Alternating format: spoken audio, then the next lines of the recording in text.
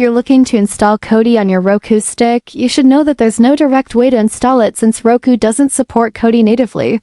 But there's a simple workaround using screen mirroring. First, make sure your Roku and your smartphone or PC are connected to the same Wi-Fi network.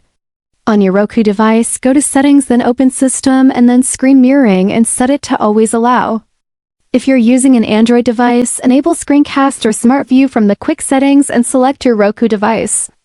If you're on a Windows PC, open Settings, then open Display and connect to a wireless display, then choose your Roku. Once mirroring is enabled, install Kodi on your Android device or PC from the official Kodi website or Google Play Store. Open the app and start streaming your favorite content directly to your Roku screen. This method allows you to enjoy Kodi on your Roku stick without needing to jailbreak or modify your device.